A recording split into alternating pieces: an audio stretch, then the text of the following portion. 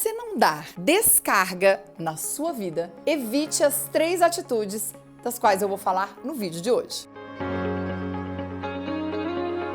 A primeira atitude que você deve evitar a qualquer custo é não impor limites nas suas relações. Quando você não impõe limites, você perde a sua autenticidade, ou seja, você deixa de ser quem você é. Nossa, Debs, mas como assim? É assim. Quando você não impõe limites, você não diz aquilo que é importante pra você, você não é capaz de dizer não, você permite com que outras pessoas decidam aquilo que é importante pra você. Se você não impõe limites, você muitas vezes não consegue expressar aquilo que você deseja nas suas relações. Você chega num momento da sua vida em que você nem sabe mais aquilo que você gosta, aquilo que você não gosta, o que você quer dizer sim, o que você quer dizer não, porque você, além de se acostumar a não colocar esse espaço, a não colocar esse limite, você acostuma a outra pessoa a invadir aquilo que é seu. Então eu quero que você pense nessa história do limite como se fosse um estado ou um país. Imagina que a gente tem aqui o Brasil e todos os outros países que se conectam aqui com ele nas fronteiras, os países da América do Sul. Se não existissem os limites que são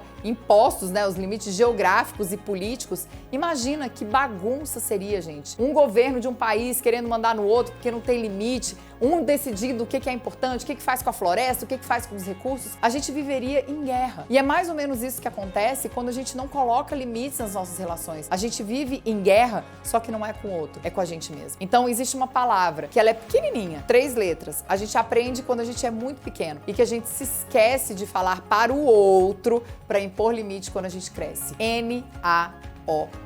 A segunda atitude que você deve evitar é ser indispensável a qualquer custo. Gente, isso está muito conectado com quem é mãe. As mães, elas têm essa mania de acharem que elas são indispensáveis, que os filhos vão precisar de absolutamente tudo delas e que elas não podem fazer absolutamente nada se os filhos não estiverem ali bem, confortáveis, com todas as necessidades atendidas. Só que a gente estende isso não só para os nossos filhos, o que está errado, porque a gente deixa de dar autonomia para esses filhos, mas a gente estende essa necessidade de ser indispensável para todas as nossas relações. E isso está muito conectado com a mulher que vive a síndrome da boazinha. Aquela mulher que quer agradar a qualquer custo, que muitas vezes ela traz, né, da infância dela a ferida da rejeição, a ferida do abandono. Então ela busca ali no presente dela alguém que possa satisfazer aquilo que ela não teve na infância. Mas Debs, então o que eu tenho que fazer? Você tem que fazer exatamente o oposto. Você tem que se tornar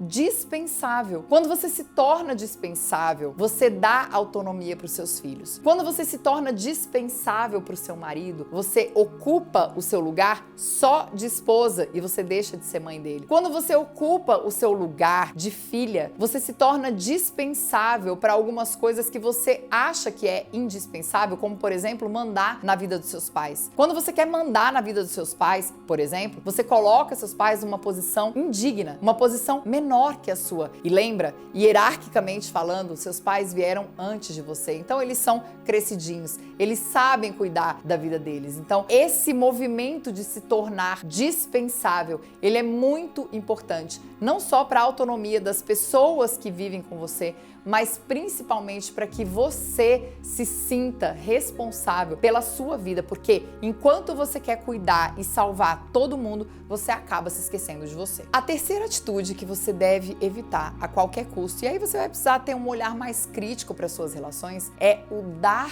demais. Sabe aquelas relações que são bem desequilibradas, que um dá muito mais do que o outro? Ou seja, aquela gangorra, sabe gangorra de criança? Você tá dando, você tá dando, você tá dando, você tá dando, e o outro tá ficando lá em cima desequilibrado. Então, a ideia quando a gente fala das nossas relações é que a gente dê um pouquinho e à medida que a gente dá, a gente recebe do outro um pouquinho. A gente dá mais um pouquinho e o outro dá mais um pouquinho. E assim a gente vai equilibrando as nossas relações. Quem dá demais está procurando agradar o outro. Só que quando você faz isso, você coloca essa outra pessoa que recebe na posição de devedor. E como você dá muito, essa pessoa, ela fica tão desequilibrada que ela percebe aqui intuitivamente que ela é incapaz de devolver para você tudo aquilo que você deu para ela. O que acontece quando você vive nessa relação desequilibrada é que você acaba não se sentindo reconhecida